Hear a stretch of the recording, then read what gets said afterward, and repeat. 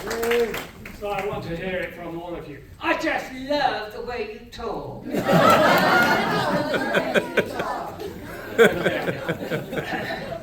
I often get asked, what brought me to America? And I always respond, well, it's a long story. But I only have 8 minutes, so I'm going to cut it short.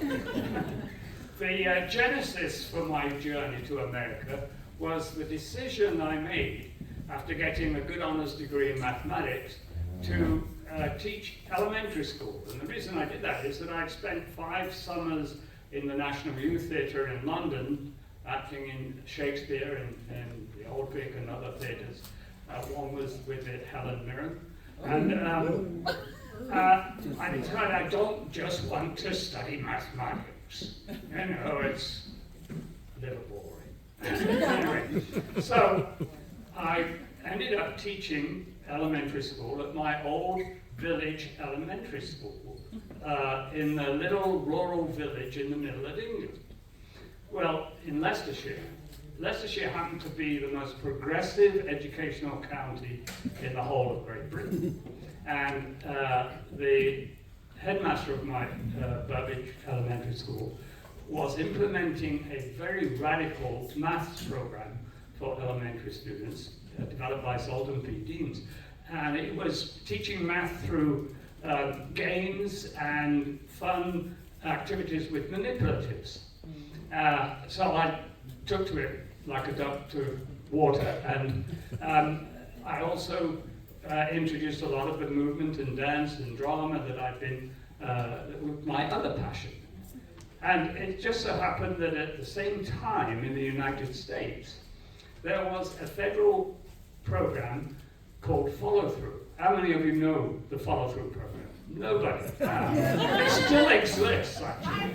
It was following Head Start children through grade 3, because the gains that Head Start children made in that great program were washed out by the 3rd grade. And they funded 20 different projects, all with different educational philosophies. And Education Development Center in Newton, Massachusetts decided to base their program on the British Infant School Open Education model. And they'd invited a headmistress from my area to go over and set up the advisory team. And she had been there for a year, and she came back to Leicestershire, and she was a good friend of my headmaster, and she was looking for 2 advisors, one for math and one for drama. And Philip, my headmaster, said, well, come and see the crazy things John's doing. So she came over, and lo and behold, I was offered the position for both math and drama. So here's this 24-year-old just starting his teaching career, really, and I'm going to be going to America. I mean, this was a great adventure, you know, being one of 7 kids and from a poor working class family. This was it. This was my chance. So I came over to I landed in Cambridge, Massachusetts in summer of 1969.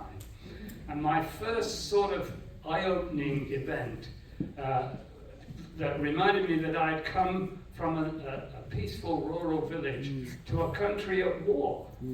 Not only with the North Vietnamese, but at war with itself. And I was in Harvard Square when the peace rally from Boston to Cambridge in October of 1969 came into the square. The square was lined with all these armed police who were carrying these great big guns and truncheons and helmets, which was very different from me because English bobbies aren't armed.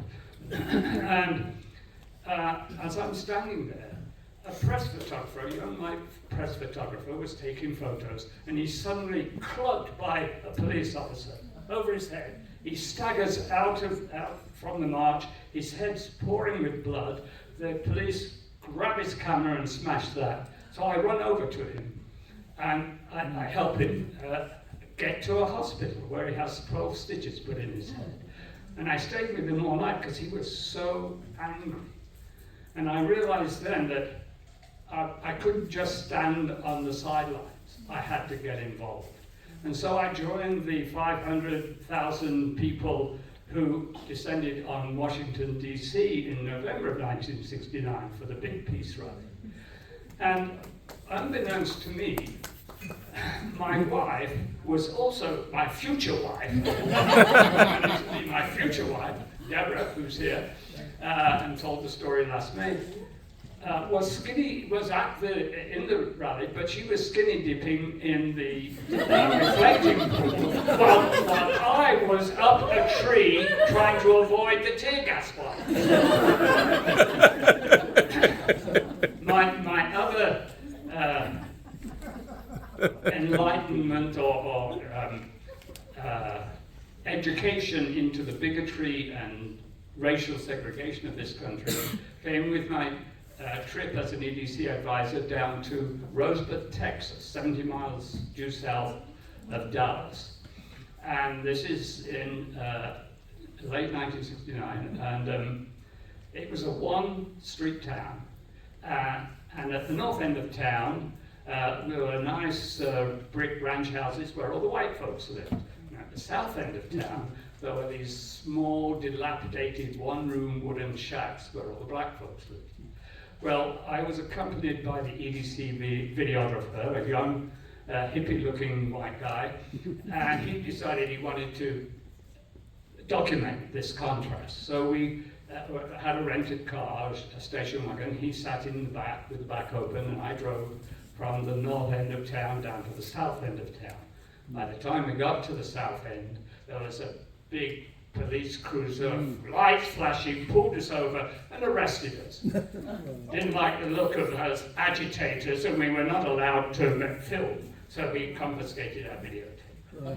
But it took calls to EDC in Newton, Massachusetts, the director there, who were then called back to the superintendent of schools, who had invited us to come down, Billy Bates. Eventually managed to come over to the sheriff's office and get us let out. And when he explained what we were there for. Another education that I had in terms of the real terrible things that were going on in this country was when I arrived in, again, as an EDC advisor, driving into Johnston County, North Carolina. And as we come into the county line, there's this humongous billboard of probably 50 feet by 20 feet. Welcome to Johnston County, home of the KKK. This was 1970. I thought, oh my God, what have I got myself into? This is a community that is proud to support a murdering racist group. Well, it wasn't all that. My main district that I worked with was in Germantown, Philadelphia, an all-black community. And I would go into the schools there and work with the kids who really liked the math games and the movement I was doing. And I was invited by their parents to come to a parents' evening, all-black parents.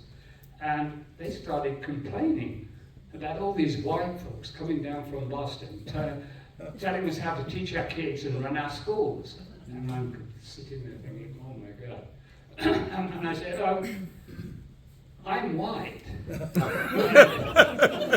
They turned to me and said, John, you're not white, you're British.